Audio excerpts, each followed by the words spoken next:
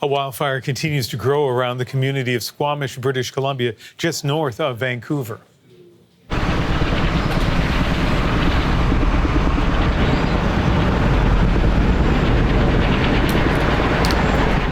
As you can see, firefighters using helicopters to battle the Dryden Creek fire, which is burning over some rough terrain.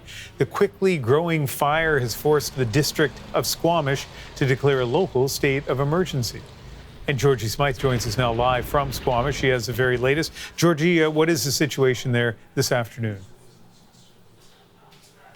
Ian, we're now in the heat of the day and at the peak of the winds that we see in Squamish every day here. So those winds are moving that fire towards the northeast. Let's get you a closer look at the fire up on the ridge behind us, where you can see some of the smoke that is billowing and the fire that is moving across this ridge. And it's quite common to see on a fire like this that has started up on a ridge line where things have moved down the ridge, where things on fire have moved down to start other spot fires. You can see the flames reaching all the way up these cliff bands, the smoke indicating all the forest materials that are on fire. We've got another helicopter coming across. This has been what's been happening all day. We've had helicopters lapping this ridgeline, collecting water from a nearby lake. This helicopter here will be coming to dump water down on this fire.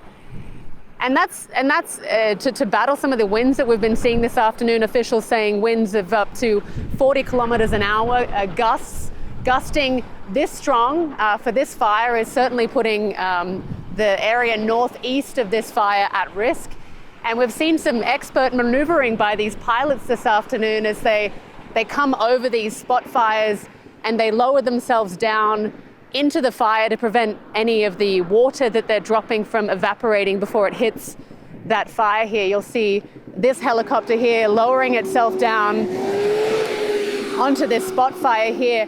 And crews are really hoping to get control of this fire before the winds continue to move it up the Sea to Sky Highway towards a transition line, a corridor for railway, and of course the highway as well. So lots of activity still here this afternoon, and of course we still have investigators looking at the cause of the fire. Here's what RCMP said this morning.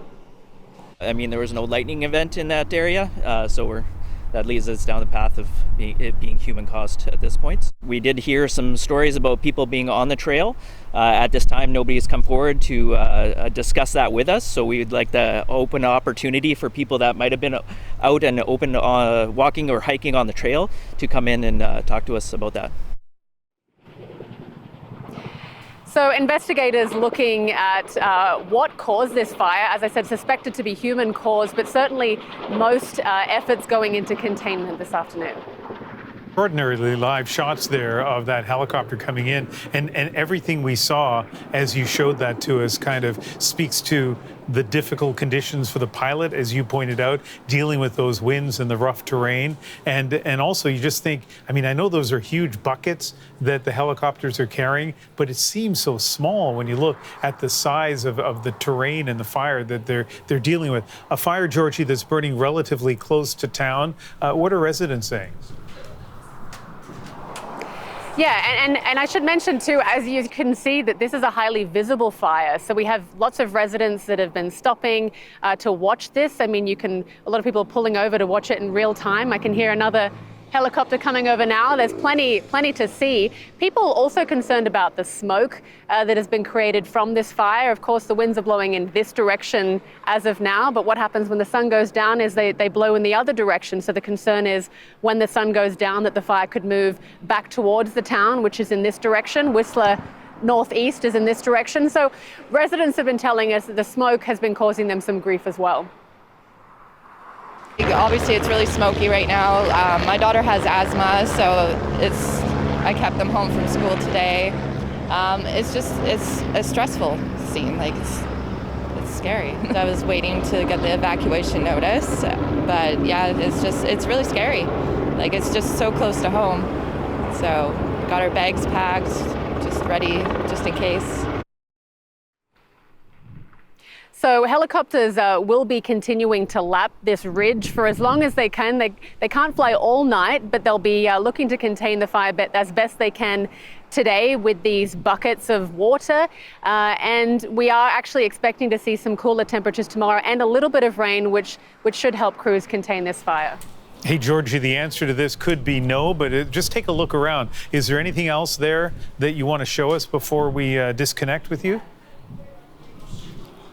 Let's go back up to that ridgeline then, shall we? Let's see.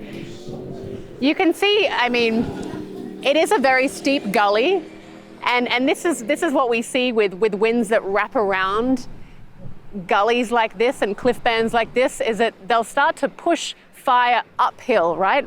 Fire moves uphill very quickly, so when it's fanned by winds like this, fire crews have been really trying to get ahead of it, and we've actually seen that in the direction that they're dropping buckets. They had been dropping buckets in front of the fire. They're trying to saturate the ground before the flames reach it, but you can see just the different colors of the smoke, different forest materials that are meeting this fire here. We've got another bucket coming in from this helicopter up here.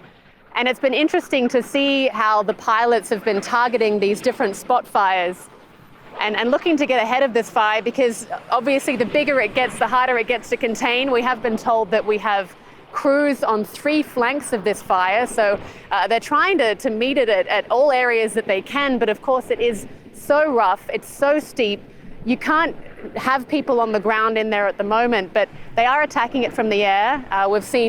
I've lost count of how many times we've seen this scene here, but they are lowering it down on this other side of this ridgeline here. You'll see this helicopter will disappear behind this ridgeline, and see how it lowers itself down into the forest, and that's because if they drop the bucket too high, the heat that comes off the fire can make the water evaporate before it has time to saturate any of the ground. So this is what pilots are up against in Squamish, British afternoon, as they try to contain this still kind of out of control wildfire. Yeah, fantastic work, Georgie, by you and your camera operator. Thank you very much for that live report from just outside Squamish, British Columbia.